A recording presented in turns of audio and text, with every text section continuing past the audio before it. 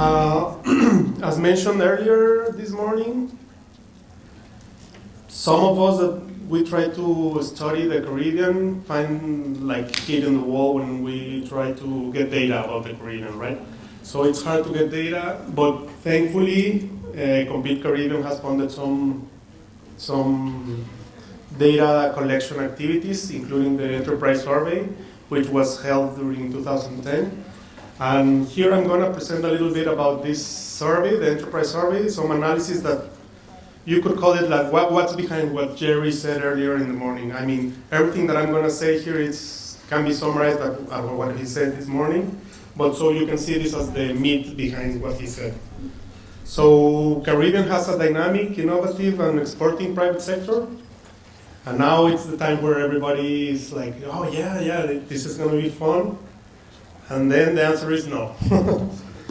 So if we look at the performance indicators gathered from the enterprise survey data, we can see that if you look at 3 different indicators, which are sales growth, productivity growth, and employment growth, you see that the Caribbean is like a quarter of relative to the rest of small economies.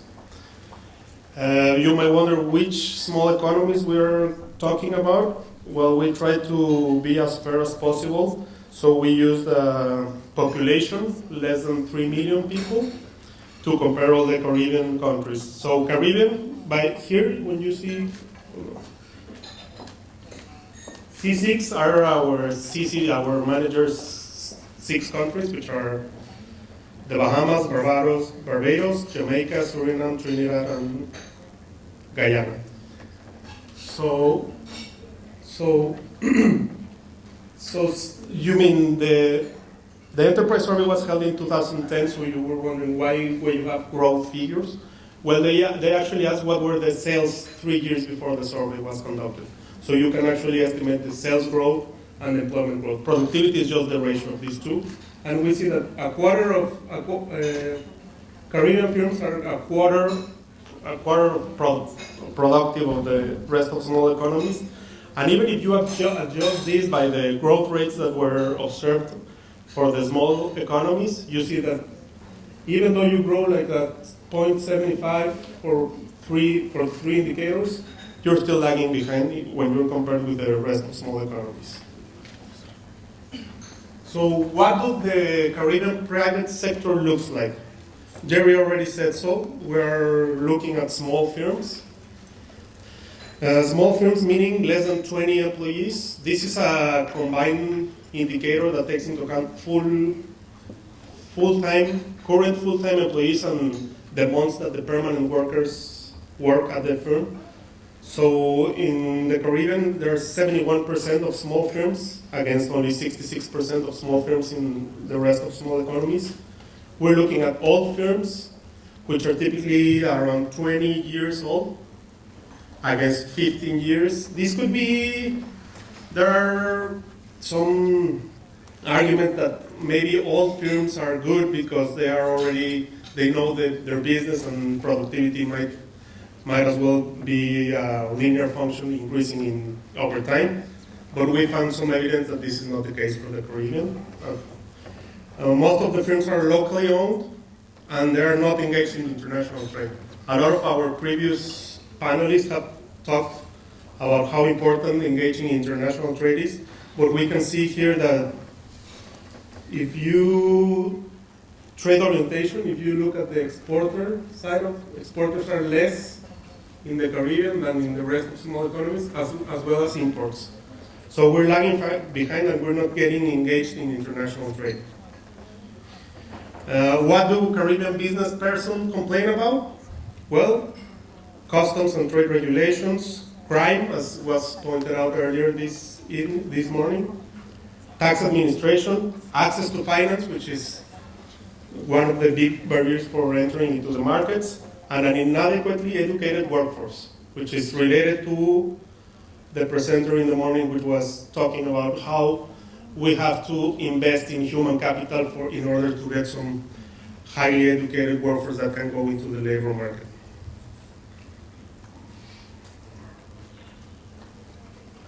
So do they think that government is pro-business? And the answer is no again. Here, an indicator below 1 is worse. So we can see that in all of these indicators for the World Economic Forum, the Global Competitiveness Index, Caribbean is doing worse than the rest of the small economies, except for judicial independence.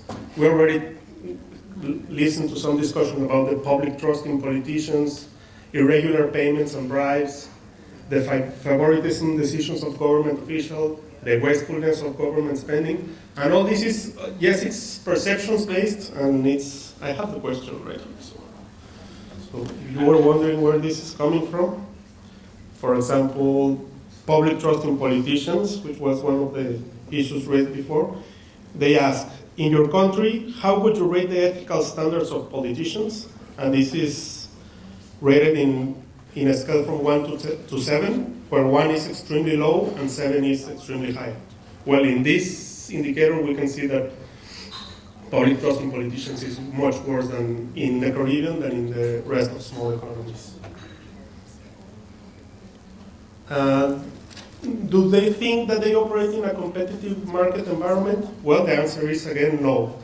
If we look at the goods market efficiency pillar of the Global Competitiveness Index, we can see that they usually see that the effectiveness of anti-monopoly policy is not good, the effect of taxation on incentives to invest is not good, the agricultural policy costs are not good, and the business impact of rules on FDI is not good. So there's a perverse tax incentive, there's an ineffective anti-monopoly policy, there are perverse effects of FDI, and there are high costs of agricultural policy. So what is being done about it? Well, actually the answer is not much. Because if we look at the distance to frontier from the doing business, which has already been commented a little bit about too, we see that our Caribbean countries, comparing 2009 to 2014, are basically in the same place than they were before. You can see that there, Antigua, the Bahamas, Dominica, Jamaica is the one that has the most improvement in terms of reaching the frontier, which is a measurement that goes to 100. But we can see that we're lagging behind since other small economies are doing much better, like Lesotho, Guinea-Bissau, Macedonia, Timor-Leste, Solomon Islands, and we even have some countries for which they were below in 2014 than in 2009, which are, well, St. Lucia is basically the same. And the Bahamas was a little bit almost the same. So there's not much being done about this. So what we need to do is to enhance economic growth. That this requires micro-reform sector, reform to introduce competition with a leveling playing field. This can be done through a public-private dialogue, all the PPPs. The Caribbean Growth Forum is a great mechanism to get together private sector and public sector participants and talk about their problems and manage to reach to some conclusions and act forward. And it all depends on you, because if we don't do anything, we'll have a relative decline, which is if we construct an index of the GDP per capita, and we construct it by 1970 being 1, when it is the same for small economies than the Caribbean, we can see that the forecast based on World Economic Outlook data is not very good for the Caribbean. We see that since we started at the same level in 1970 for 2011, the C6, which are the 6 countries I already mentioned, are just lagging behind, like 30%.